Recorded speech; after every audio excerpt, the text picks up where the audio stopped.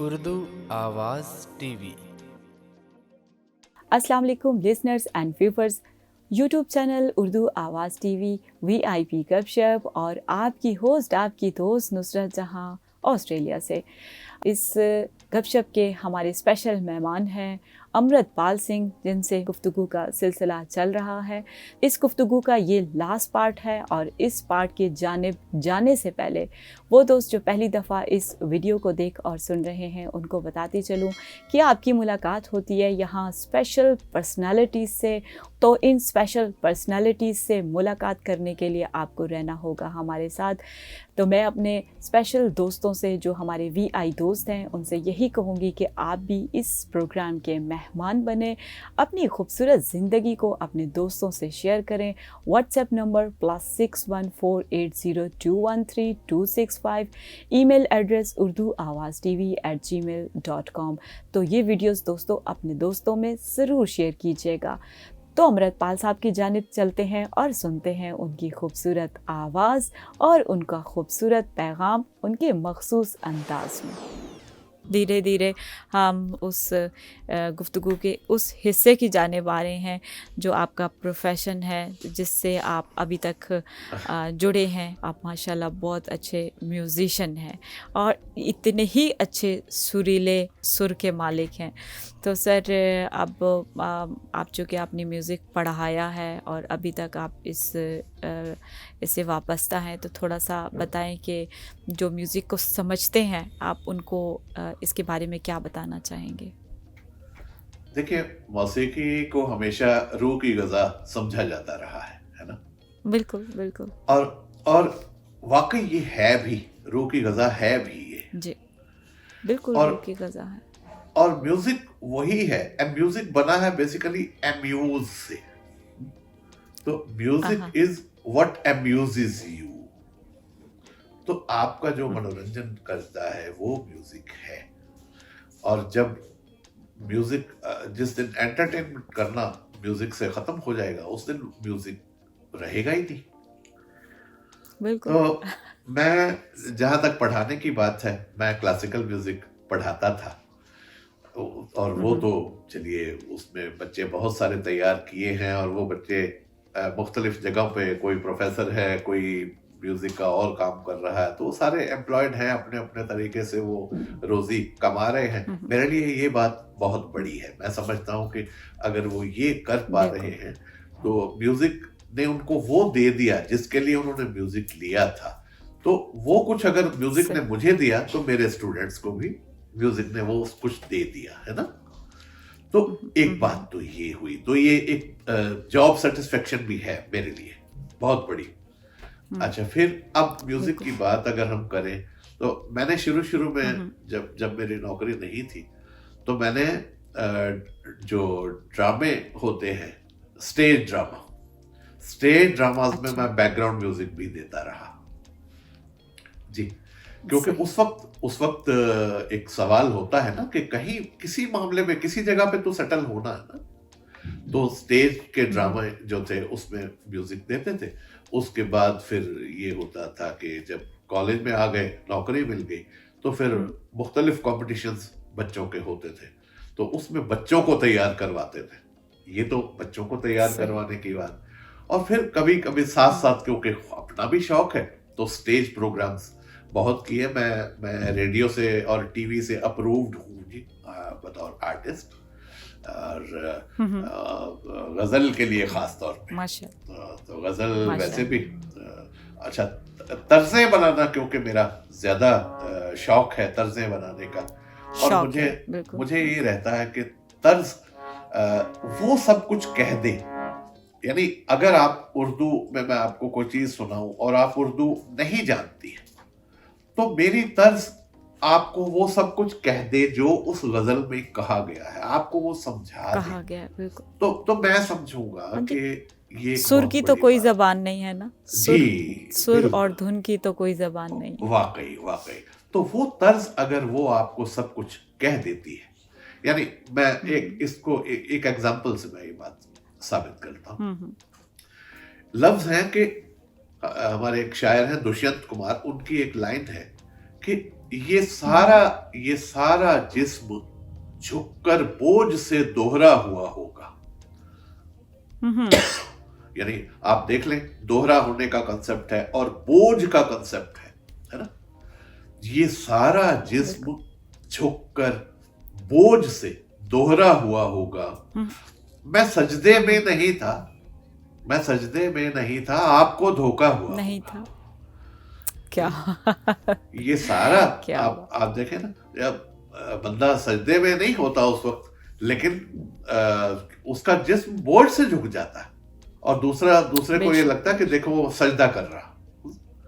तो ये सारा जिस्म बहुत झुककर बोझ से दोहरा हुआ होगा।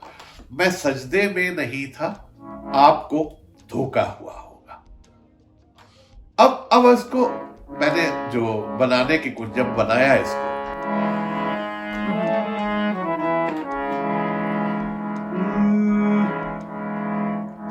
ये सारा जिस्म झुककर बोझ से, बोझ लगा ना कि बोझ आया, ये सारा जिस्म झुककर बोझ से दोहरा हुआ होगा।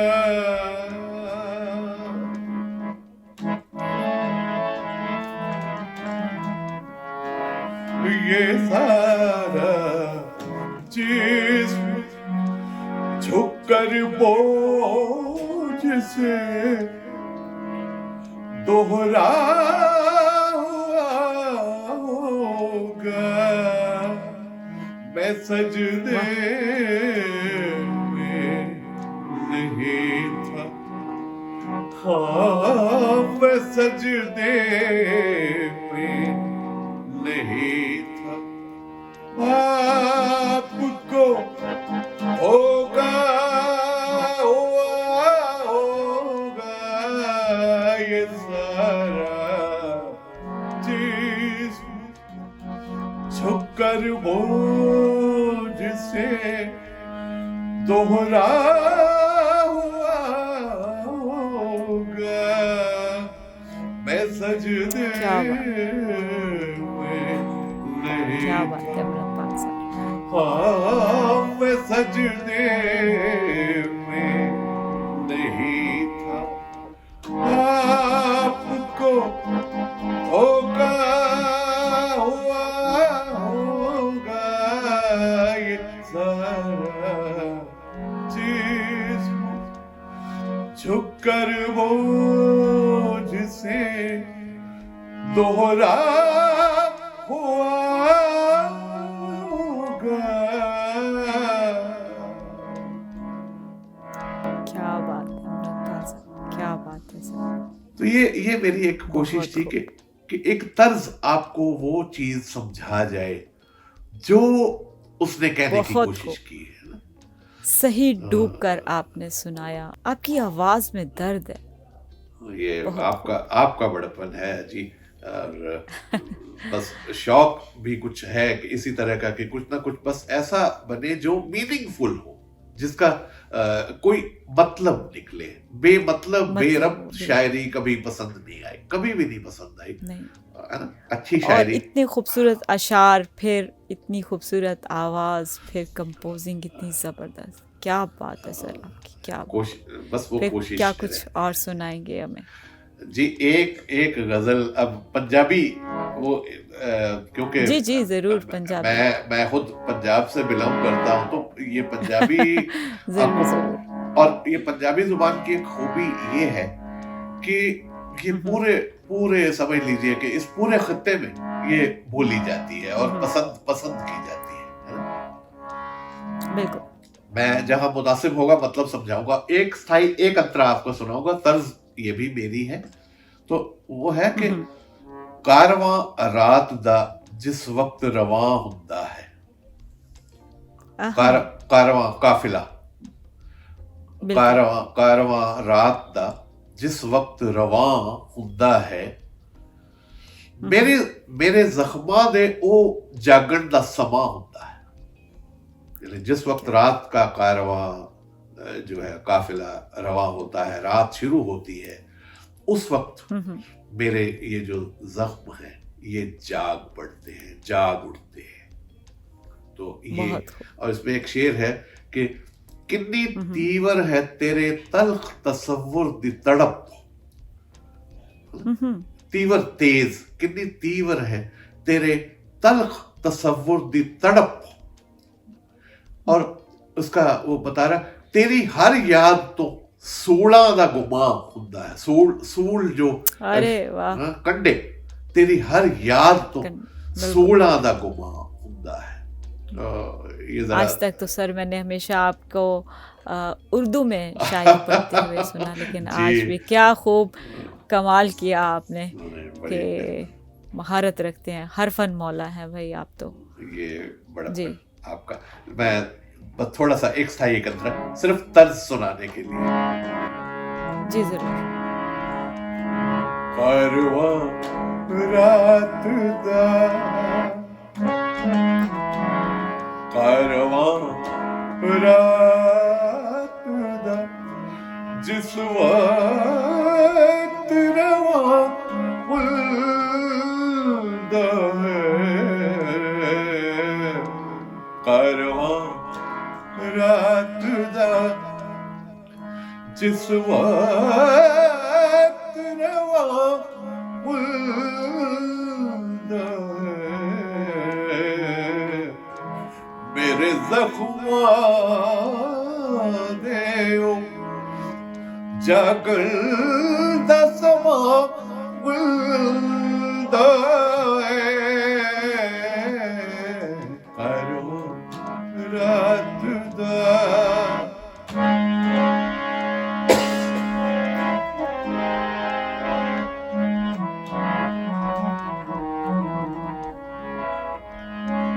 किन्नी तीवर है तेरे तल्ख तसव्वुर दी तड़प,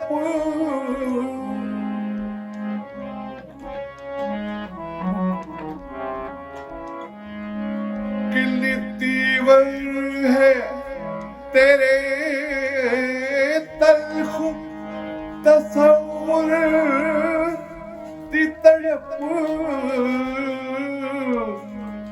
तेरी हर याद तू सूला दा गुमा हुंदा है, कारवां रात दा, जिस वक्त रवां हुंदा है,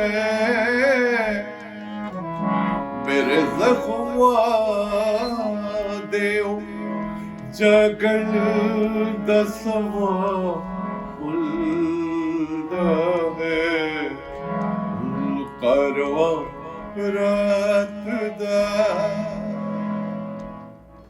तो ये एक पंजाबी बहुत साल पहले सर मैं तो बिल्कुल खो गई थी, और बिल्कुल उसमें मुझे पता नहीं किस ख्यालों में चली गई, इतनी खूबसूरत आपकी आवाज़ है, बड़ी मीठी, और जब आप सही दिल से पढ़ रहे होते हैं फिर उसका एक असर ही अपना होता है।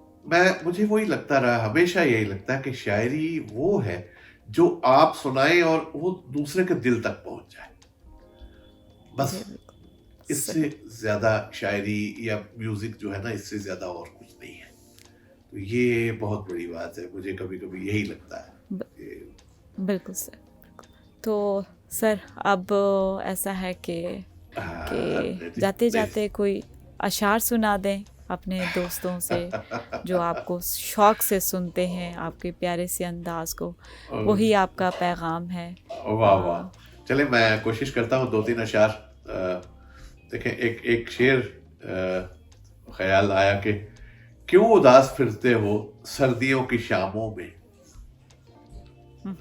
क्यों उदास फिरते हो सर्दियों की शामों में, इस तरह तो होता है इस तरह के कामों में। कितनी खूबसूरत बात जी। शायर ने, क्या खूब बात कही है, क्या क्यों खूब उदास बात। फिरते हो सर्दियों की शामों में, इस तरह तो होता है इस तरह के कामों में। इस और तरह के देखिए कामों में। सर्दी का असर वहाँ गले पे भी है, जुकाम की सी कैफियत है, तो आपको भी लग रहा होगा कि हाँ, हाँ।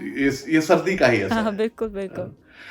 एक शेर और ख्याल लेकिन आया, फिर भी कमाल किया आपने एक जी। शेर ख्याल आया कि भीगी हुई एक शाम की दहलीज पे बैठे, हाँ, भीगी हुई एक शाम की दहलीज पे बैठे, हम दिल के सुलगने का सबब सोच रहे हैं। क्या और एक और शेर ख्याल आ गया कि अपनों के दिल में मेहर और मोहब्बत न कर तलाश, अपनों के दिल में मेहर और मोहब्बत न कर तलाश, ये बात किस खुलूस से बेगाना कह गया। क्या बहुत खूब, और बहुत एक शेर और आपको सुनाऊंगा जरूर, मुझे मुझे बहुत पसंद है सूफी जी तबस्सुम। जी। और उनका शेर कि जिंदगी तुझसे हर एक सांस पे समझौता करूं, जिंदगी तुझसे हर एक सांस पे समझौता करूं, सांस पे समझौता करो। शौक जीने का है मुझको मगर इतना भी नहीं। बहुत खूब अमृतपाल साहब, क्या बात है सर आपकी, एक एक शेर, और उस शेर के अंदर जो आपका पैगाम है, क्या कहने हैं सर आपके।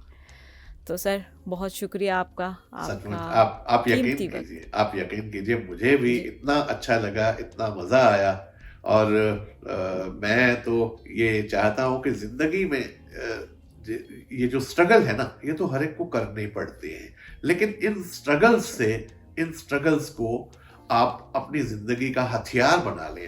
अगर आप ये माने कि ये जिंदगी चलती ही स्ट्रगल से है, कोई भी जिंदगी जब तक स्ट्रगल नहीं है तब तक वो जिंदगी ना तो चलती है ना कामयाब होती है। मैं तो नहीं कहता कि मुझे कोई कामयाबियां मिली हैं, पर ये मेरे दोस्तों का प्यार है, दोस्तों की मोहब्बत है, वो इस सब में शामिल रही है। मेरे माँ बाप का प्यार, मेरे दोस्तों की मोहब्बत, मेरे उस्तादों ने जो कुछ मुझे सिखाया, और सोसाइटी में बहुत से प्यारे प्यारे अच्छे अच्छे लोग मिले, ये उनकी बदौलत है ये सब कुछ। ये मेरा अपना कुछ भी नहीं है इसमें, सच्ची बात यही है। बहुत शुक्रिया अमृतपाल सिंह आपका, आपने प्रोग्राम को रौनक बख्शी अपनी खूबसूरत बातों से।